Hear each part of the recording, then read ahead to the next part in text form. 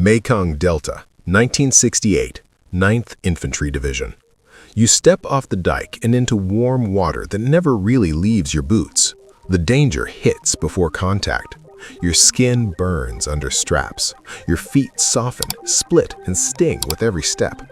The consequence is manpower, right now. Army medical histories later noted the division's surgeons saw a battalion's strength reduced by as much as a third by skin disease after PTSD operations. Men present, but not truly fit. In this video, we're breaking down 4 ignored health problems that became permanent: hearing damage, skin infections, malaria and hepatitis, and the neuropsychiatric wear that followed men home. The first one is the ringing you learn to ignore. It starts as pressure after a fire mission or a blast close enough to slap your chest. Then it becomes a thin, constant tone that follows you into the hooch. You start asking men to repeat themselves. You miss words on the radio. Here's what most people miss. You can still function, so nobody calls it a casualty. In 1968, Army Communications Officer Tony Sehorn later recalled being told, "It's going to go away, we just don't know when." Within 2 years, he said he was dealing with tinnitus and hearing loss. An Institute of Medicine review on noise and military service described impulse noise as a cause of permanent hearing loss and tinnitus.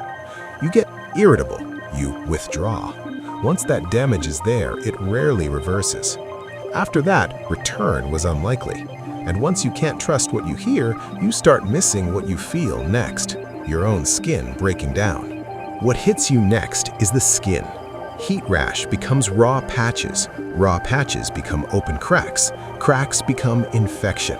In the Mekong Delta in 1968, the 9th Infantry Division surgeon reported that after 5 days in rice paddies, a battalion's strength was at one time reduced by as much as a third by skin disease, much of it treated as outpatients because there were too many cases to evacuate. This is where it turned deadly.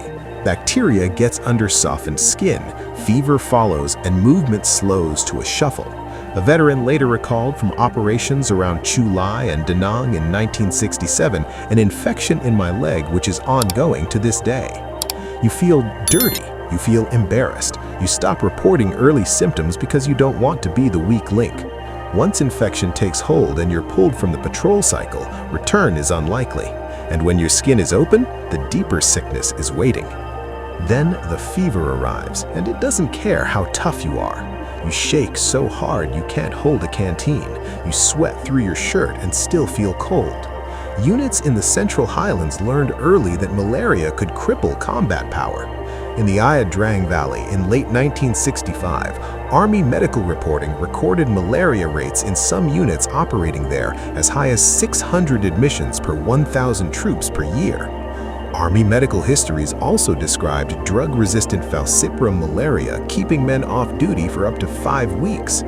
Medical reporting tracked infectious hepatitis as another major source of lost duty time. A Marine later recalled during a malaria collapse, "I was absolutely freezing." Here's what most people miss. The fear isn't just dying, it's leaving your buddies. Once the smear is positive and you're admitted, return to that fight is unlikely.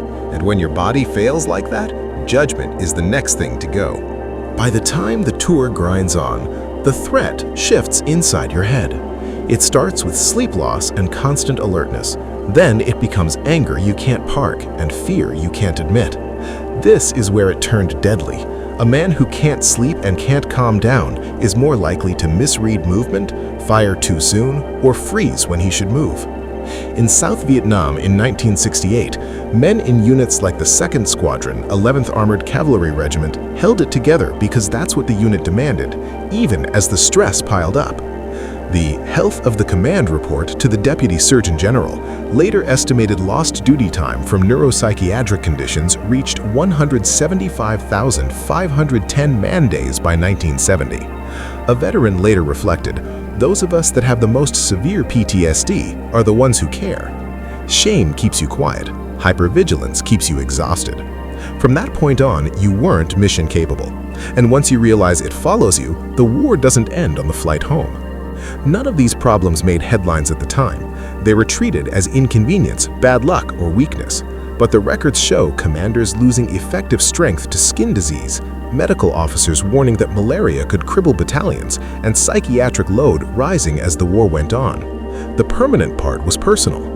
A man can leave Vietnam and still carry ringing, swelling, relapse, and hypervigilance into a different life. There is no clean ending to that. For many, it wasn't a story. It was a condition they managed day after day. Sometimes it returns as a sound in a quiet room, a flare of pain on a long walk, or waking up already scanning for danger.